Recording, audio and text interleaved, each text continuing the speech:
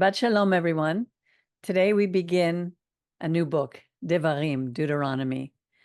And we're going to listen to the words that Moses was saying and look at how we can relate to them today. It's as if he's speaking to us today. And he begins with these words. These are the words that Moses addressed to all Israel on the other side of the Jordan. It is an 11-day journey from Mount Sinai.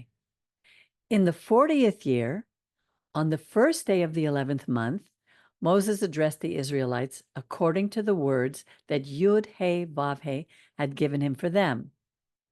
This was a subtle reminder to this next generation that what should have taken their parents 11 days from Mount Sinai to the Promised Land took 40 years. How often do you and I turn an 11-day journey into a 40-year struggle? They had already received the 10 Commandments, and they had vowed, Venishma, venaseh, venishma, we will do and we will obey, without knowing how hard that would be for them. And the secret to making it easier lay in the process of learning to trust their Creator, just as we have to every day learn to trust our Creator. You know, I wondered why Moses mentioned that they were in the 11th month. It was very specific. So I looked up and I saw that our rabbis had many understandings and they made sense. But something occurred to me. The 11th month at that time would not have been the same as today, because God had told Moses that Nisan was our first month. So the 11th month would have been Shvat. But our sages changed the first month to Tishrei when we celebrate Rosh Hashanah. They also changed the name. It was actually Yom Teruah, the day of the blowing of the shofar, thus making Av the 11th month. Most people don't know why. They don't notice it. They don't even care. They simply accept it. But in next week's parasha, God warns us, you shall not add to the word which I command you, neither shall you take away anything from it, but keep the commandments of the Lord your God, which I command you. What commandments was he talking about? The only ones that we had so far, that were given to us at Mount Sinai, the 10. When we change God's words, we're breaking the third commandment, do not take his name in vain. We are replacing his words with our own, as if we know more than him. That is a very dangerous road for us to travel. And I believe that we have been suffering the consequences throughout our long history. The Haftarah portion this week in Isaiah tells us in chapter 1, verses 14 and 15, my soul, remember God's speaking, my soul hates your new moons and your appointed seasons. They are a burden to me. I cannot endure them. When you lift your hands, I will hide my eyes from you. Even though you pray at length, I will not hear you. Your hands are stained with blood. These are strong words. And notice that Isaiah didn't say that these were God's new moons or God's Moedim, but they were ours, how we had changed them. Imagine if he cannot endure them, how much less can we? God is not impressed with all the strict regulations that we have added to his Moedim, to his holy days, and then imposed upon others. Yeshua would argue with the orthodoxy of his day about that very thing. He wanted us to return to the written Torah of Moses. He loved the Torah. We may think that we're pleasing God with our many traditions, but are we? You know, Moses is still addressing us today. His message hasn't changed. Only the customs have changed. The stories in the Torah teach us that there is ultimate truth by a creator who can be relied upon and verified by history as well as science. It's up to each individual to accept it or not. But it's vital for us to keep an open mind, to forever remember that we are the student, to be humble, not proud of what we think we know. And we are to glean, to take time to glean God's principles to see how we can relate to them today. For example, we read in Devarim, Deuteronomy 1, verse 16, "Hear out your fellow Israelites and decide justly between one and the other. Be it a fellow stranger, be a fellow Israelite, or a stranger." We need to be just to both. The principles of justice have been ingrained in our people from the time of Moses. And as the Torah teaches us, tzedek, tzedek, tirdof. Justice, justice, you must pursue. We are a people who fight for justice, even when we are buried beneath the low morality, the low moral standards of the day. The Haftorah portion this week reiterates this idea in Isaiah chapter 1, verse 17. Learn to do good. Devote yourself to justice. Relieve the oppressed. Uphold the rights of the orphan and defend the cause of the widow. That's how we need to live our days. This is the religion that God wants from his people. Moses reminded them about the scouts who brought back a discouraging report all about the land, even after he had told them, do not fear and do not be discouraged. God had promised that it was theirs for taking. It was in the bag. He said in Deuteronomy 1, verse 30, "None other than your God, Yud-He-Vav-He, who goes before you, will fight for you, just as he did for you in Egypt, before your very eyes, and in the wilderness, where you saw how your God, Yud-He-Vav-He, carried you as a father carries his son." Moses was encouraging them, letting them know that it was a done deal. All they had to do was to go in and take possession of it. Instead of being encouraged, what did we do? We grumbled in our tents against Moses, accusing him of wanting us to die in the desert. The consequences were severe. That generation did all die in the desert, except for Joshua, a native-born Israelite, and Caleb, a Kenizzite, a Ger, the stranger among us, just as we read before. This is a beautiful picture of Israel's future. It's a universal message from a universal God. You know, nothing worthwhile is easy. It doesn't come easy to us, and it's not free. Life is a gift, but we need to work hard to make things work. Moses tells us in Devarim, the 2nd chapter, "Indeed, your God, Yud-He-Vav-He, has blessed you in all your undertakings. Throughout your wanderings through this great wilderness, these past 40 years, you have lacked nothing. Yet for all that, you have no faith in your God, Yud-He-Vav-He, who goes before you on your journeys to scout the place where you are to encamp, in fire by day and in cloud by night, to guide you on the route you are to follow." Is that any different than us today? We may not see that physical cloud by day or fire by night, but I know that when I look back at my life, I can see that God was guiding me through thick and thin.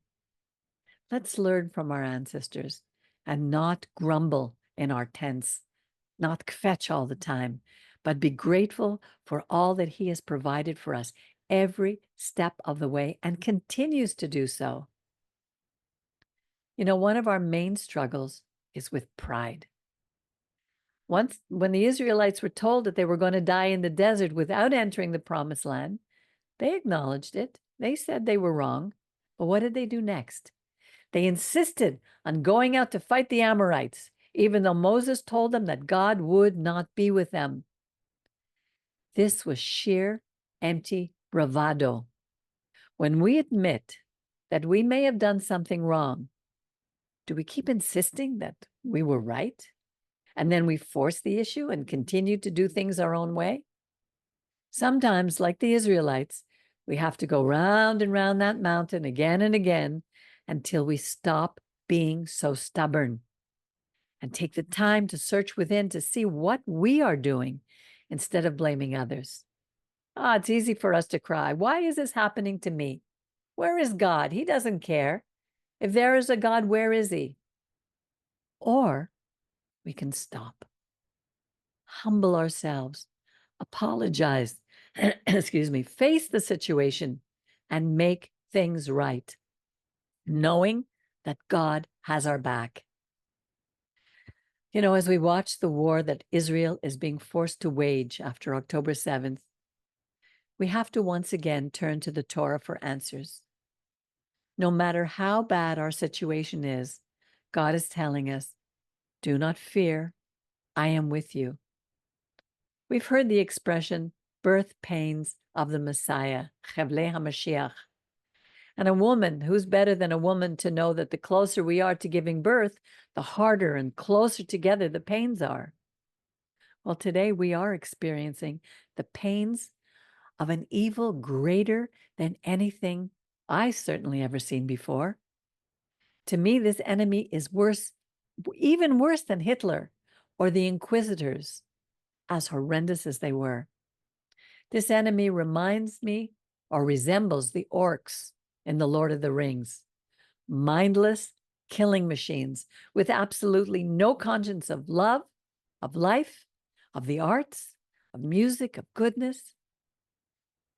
I see it as this religious fanaticism is a direct spiritual response to the level of immorality to which humanity has fallen.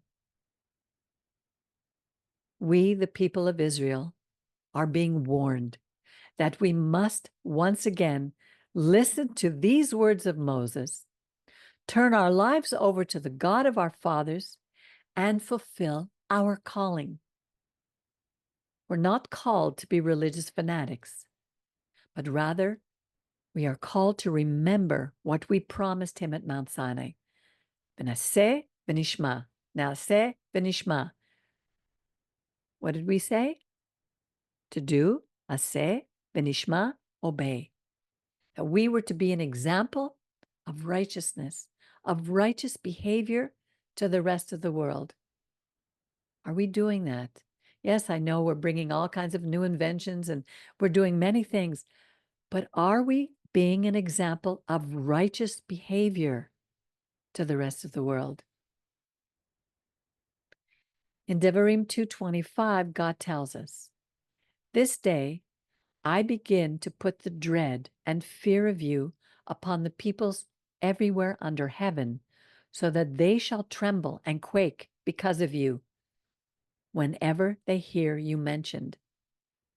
The parasha ends with, I also charged Joshua at that time, saying, you have seen with your own eyes all that your God, Yud-Heh-Vav-Heh, has done to these two kings. Yud-Heh-Vav-Heh shall do the same to all the kingdoms into which you shall cross over. Do not fear them, for it is your God, Yud-Heh-Vav-Heh, no other God, Yud-Heh-Vav-Heh, who will battle for you.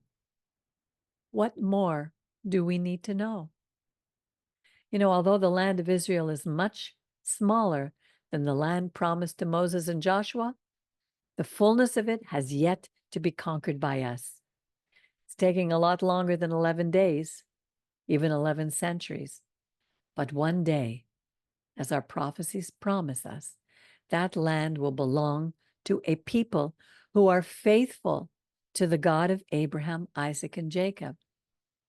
It is God's land, and he will keep his promises to them. We are God's people, and he will keep his promises to us. The Torah began with Moshe telling us, do not fear, do not be discouraged. Yet our nature is to begin every day afraid and discouraged. Our mind naturally goes there. So what can we do to combat it? Some turn to addictions to all kinds of substances. Some become workaholics. But the best way is to start our day by reading or even remembering the wise words of Moses, who wrote what God said and what God promised us. When we read the words of David in the Psalms and the stories of the scriptures, in the scriptures of all those who struggled with the very same things, it helps us to know that we will get through it. That when we overcome and interfere one at a time, we get stronger.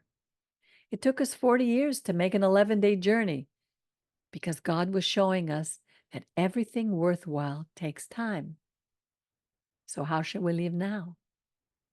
When the angels or messengers told Abraham that they were going to destroy Sodom and Gomorrah, he negotiated with God about saving them if he could find at least 10 righteous people. There were none, not even Lot. We may not think that our behavior affects the world situation in any way, but it does. If Abraham had found 10 righteous men, Sodom and Gomorrah would be saved. So let's look at ourselves. We are all connected. All humanity is connected. It says when we save one soul, it's like saving the world. And we can affect the world change. We can affect world change by becoming righteous in God's eyes. Not trying to look or appear righteous to others, but sincerely seeking God and doing what is right. How do we know what that is? Well, that's why we regularly look into the Torah. That's why we read it every week. The answers are here. And yes, we will fail, as King David failed. But what did he do? He acknowledged what he did. He fell on his face. He asked for forgiveness. He made restitution for his actions. He turned his failures over to God. He accepted the consequences. And then what did God say? He was called beloved of God. We alone are responsible for what we do. And as our Rabbi used to say, our God is the God of beginning again. Shabbat Shalom.